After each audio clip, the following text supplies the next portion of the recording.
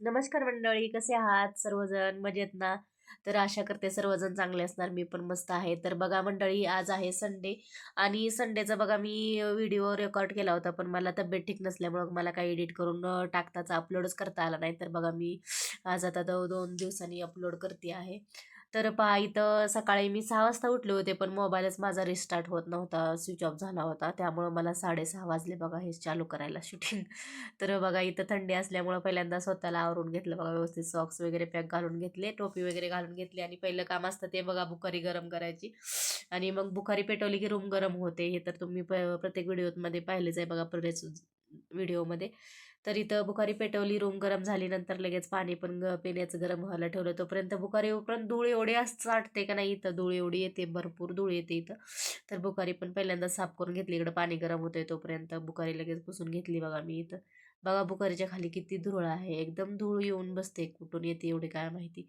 आणि इकडे धूळच असते, जास्त धूळ उडते, हवा चालू झाली की धूळच उडते बघा जास्त करून. तर पाठीमागून पण बघा व्यवस्थित पुसून घेतलं व्यवस्थित मी. आणि हे सर्व बाजूनी पुसून घेतलं आणि हे 2 दिवसाला पुसावंच लागतं, दररोज काही पुसत नाही मी. बुखारी पण साफ करावी लागते. मग नंतर पाणी पण गरम झालं होतं, तर पाणी वगैरे प्यायला घेतलं मी. तर पाणी बघा मी नेहमीच गरम पाणी पित असते. साधं आपलं कोमट करून पाणी पित असते. तर इथं बाहेरही म्हणतात पित्र जाता घालवायचे असते, म्हणून तिथे थोडंसं पाणी टाकलं होतं, पण छोटीशी एकदम व्हिडिओ क्लिप घेत झाली होती ती. आणि इथं रात्रभर बघा पूर्ण पाऊस पडत होता, कारण टेम्परेचर इकडं पाडीवरती बर्फ पडत होता आणि टेम्परेचर प्लस झाल्यामुळं बर्फाचं पाणी होत होतं. मग एक प्रकारे तो पाऊसच पडत होता बघा खाली. रात्रभर पडला होता, एकदम थंड वातावरण झालं होतं. आणि इथं मग तोपर्यंत बघा थोडंसं डस्टिंग वगैरे करून घेत होती मी इथं. टी व्ही वगैरे पुसून घेतली आणि मुलं बघा रात्रीचं सगळं इकडचं तिकडं सामान करतात, मग ते मला आवरावं लागतं. तर इथं बघा फ्रीज पण साफ करून घेत आहे मी. फ्रीजवर पण खूप धूळ येते, एवढी धुरळा येतो. आणि कपाटावरती पण हे बघा असं मी छान वाटतं म्हणून मुलांचे खेळणे असे ठेवलेले आहेत बा पहा. एरोप्लेन वगैरे असं छोटे छोटे खेळणे आहेत, त्याच्यावर पण धुरळा बसला होता, ते पण डस्टिंग करून घेतलं व्यवस्थित आणि कपाट पुसून घेतलं पहा. आणि हे रोज होत नाही, पण मी दर 2 दिवसाला तरी हे डस्टिंग करत असते बघा. नंतर मग झाडू वगैरे मारून घेते व्यवस्थित. आणि हे मॅट असल्यामुळे मॅटवरती झाडूच मारून घ्यावा लागतो. आणि हलकंसं ओल्या कपड्याने पण पुसून घेते मी कधी कधी, पण मी कधी त्याची क्लिप शूटच केली नाही. तर मी आज फक्त झाडूच मारून घेणार आहे. आणि आज संडे होता बघा, आणि संडे असल्यामुळं मी जरा लवकरच उठले होते, कारण मुलांची पण एक्झाम चालू आहे. आणि एक्झाम चालल्यामुळे आपणच लेट उठलो तर बघा मुलांनाचं कसं मग अभ्यास वगैरे कसं होणार आपण, म्हणून मी लवकर उठले होते.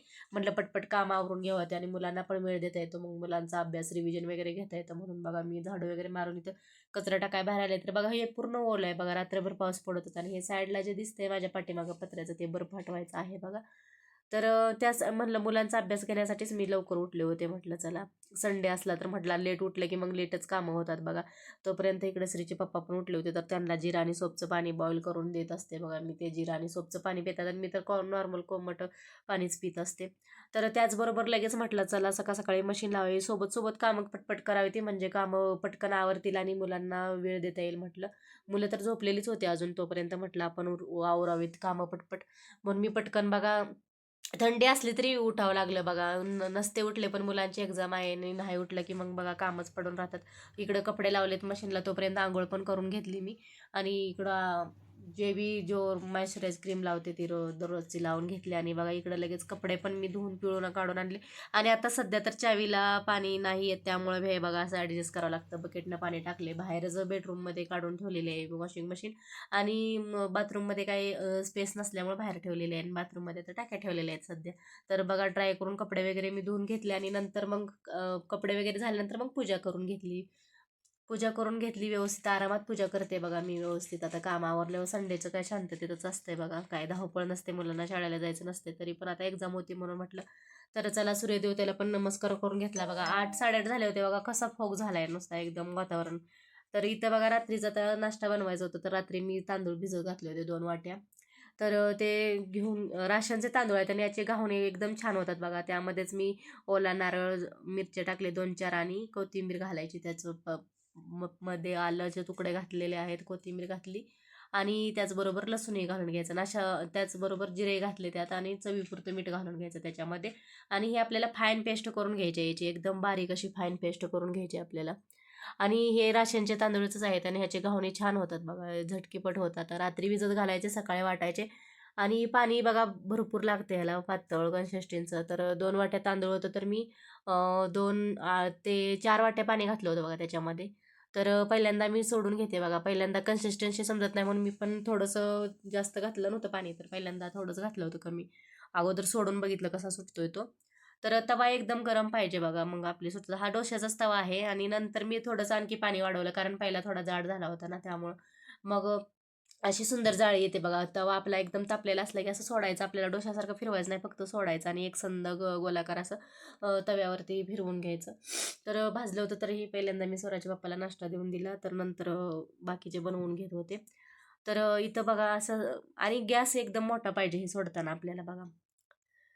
आणि जेवढा मोठा गॅस असेल आणि तापलेला तवा चांगला असेल तेवढी छान जाळी पडते आणि पातळ पाहिजे, जास्त पातळ बी नाही पाहिजे.